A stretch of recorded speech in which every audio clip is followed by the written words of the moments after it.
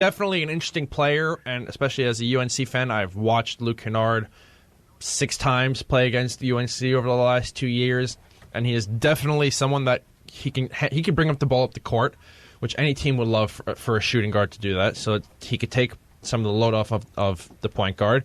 He can bring it up. He can run the screens. He knows the place. He's got the IQ. He can do the shooting mainly if they really need. He's got everything. I think he's going to be a very secret towards the end of lottery selection. Well, I don't know. The mock that I'm looking at has him going 24 to Utah. I have him going between 14 and 18. Where does it have Jason Tatum going? Number 5 to Sacramento. Number 5 to Sacramento. That's because and they have De'Aaron Fox going 4 to Phoenix. So that's what you guys were talking about De'Aaron Fox for. I think De'Aaron Fox definitely goes in the top 5.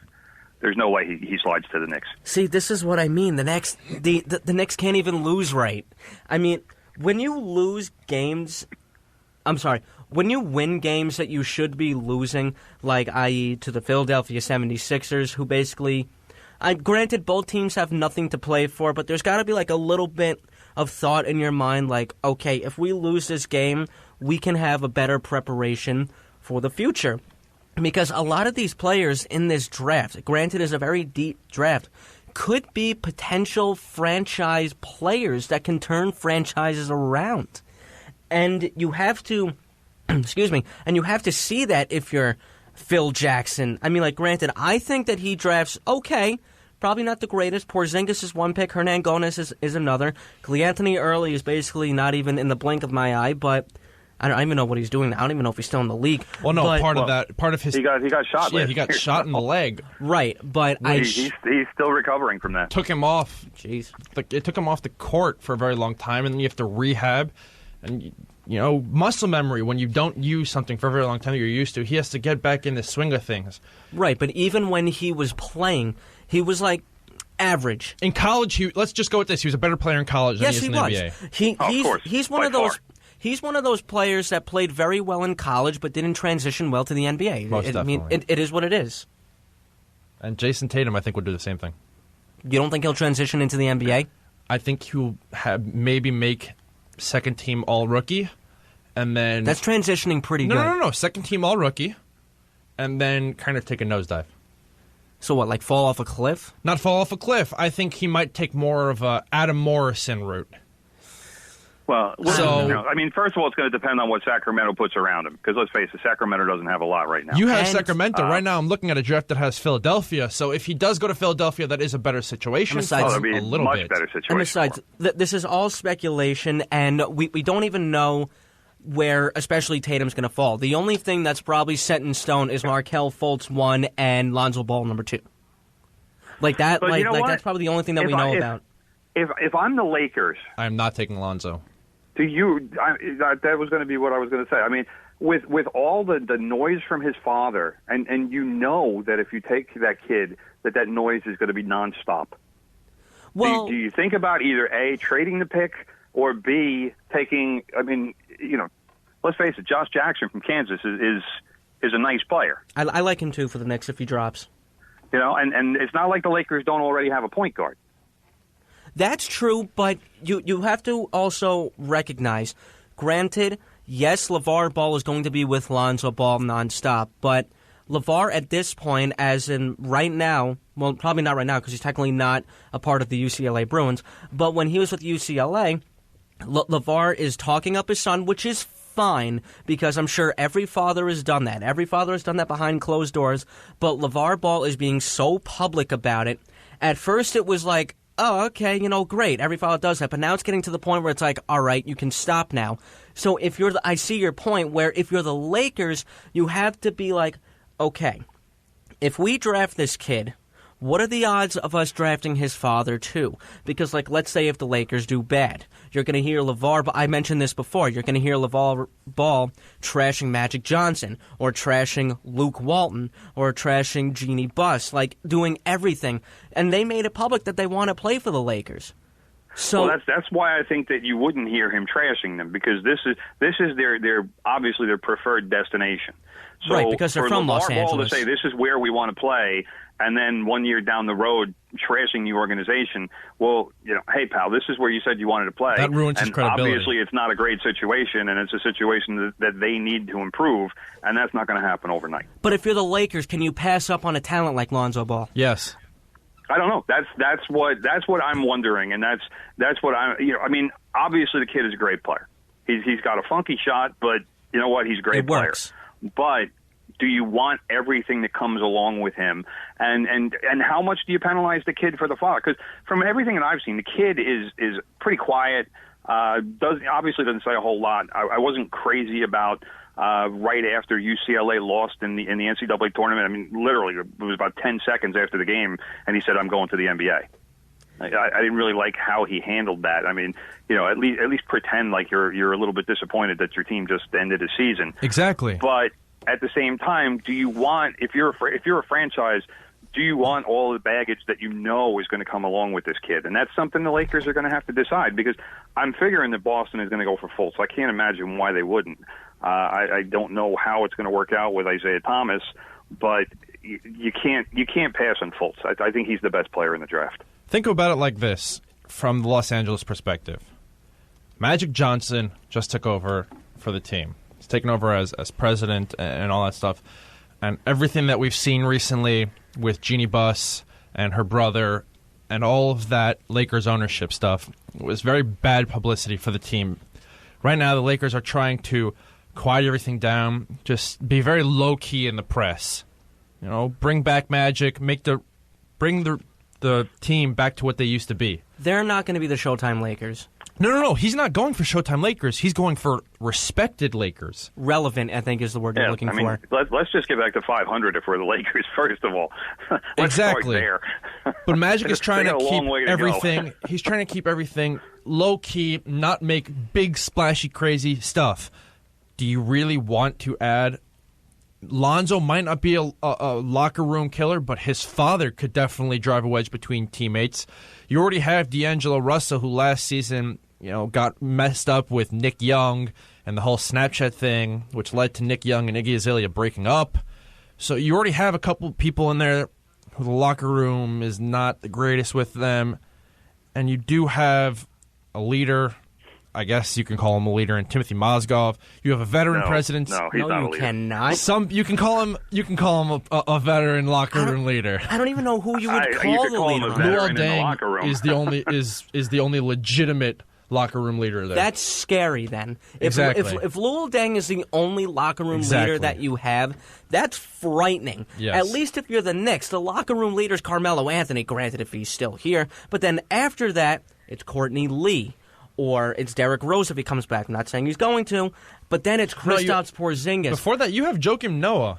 Joakim Noah is a great... he's a great locker room guy. How can I word this? Yeah, Joakim Noah is a good locker room presence, but is he going to be healthy? And Thank you. Probably not. This is something that athletes have told me throughout my career, is that if you're not healthy, it's tougher to be a leader because you're not in the trenches with the guys helping them.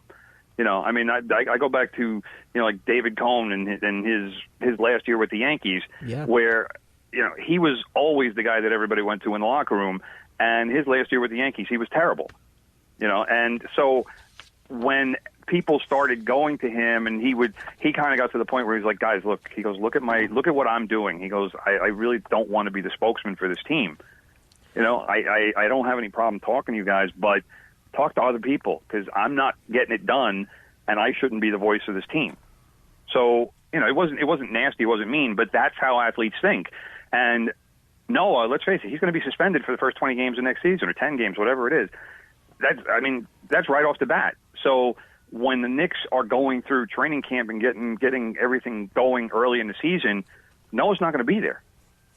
That's definitely true, and that does. So that hurts. I think he can be a leader because he's a guy who's had success. He can be a leader to younger players, like Hernan Gomez and Porzingis. I think they would do well to listen to what he says. I don't know if it would be so great to emulate him these days, but he's got a pool of knowledge that he can pass along to younger players. But I think that's another area the Knicks do need to address at some point in the offseason. Are you referring to veteran leadership? Yes. Okay, then if you were the Knicks, because the Granted, the free agent class is probably not as exciting. The biggest name that pops out to me is Kyle Lowry, which I don't think he's coming here anyway. But Toronto. I think he's probably going to go to Philadelphia. I don't know why he's from there. He expressed that he would love to play for his hometown team. I wouldn't rule it out, but I don't think you would want to leave. They do have the max contract space, and he would be a veteran presence that they desperately need, and they don't have a point guard. But can you leave a scenario like you have in Toronto? Which I don't think you can, because I think you can. Where's Toronto? Toronto is like the third or fourth best team in the East. That's why. That's why. Because if you put Kyle Lowry on the 76ers, instead of being in the cellar, they could potentially be like the 10th best team in the East, maybe even an 8th seed playoff team. But they do have up-and-coming... Listen, if he goes to 76ers, there's no way they don't toss at him a 4-year max contract. Basically what I'm saying in that 4 years, you will have developed, hopefully, Ben Simmons. Right. Joel Embiid. Okay. Dario Saric. They will probably have traded Jahlil Okafor by then, probably for some other type of pick. They do, again, because the Lakers pick fell in this year, the 76ers will get the Lakers pick next year. The 76ers, whoever they pick this year, if they do pick Jason Tatum, which doesn't make so much sense because, he's a forward and they'll be a little crowded, but if they do pick, let's say, Malik Monk, a shooting guard, you have your starting five would be Lowry at point, Monk at shooting, or Stauskas if you really want to, if you're really feeling lucky. You could throw Stauskas / Monk at shooting guard. You're going to have Ben Simmons at your small forward, Saric at your power forward, Joel Embiid at your starting center. Next year, that might not be a great lineup, but in 2 years, 3 years, it'll be productive, but it won't be a great lineup. But give them a year to all be together and develop and have that locker room presence. In 2 years into Lowry's contract, it might be way better than he ever thought. But basically what I'm saying about Kyle Lowry is that if you have a spot like you are in Toronto, they've been relevant for how many years? It seems like a lifetime. Even like when DeRozan was at first there, and even now, they've still been relevant for the past 5 years. Yes, they are competing with the Cavs. No, I don't think they can go past the Cavs, but I honestly think that if you're Kyle Lowry, you want to test the markets, that's fine. But I really think you have to consider the spot you have in Toronto. You're still relevant. You're probably going to be a playoff team again.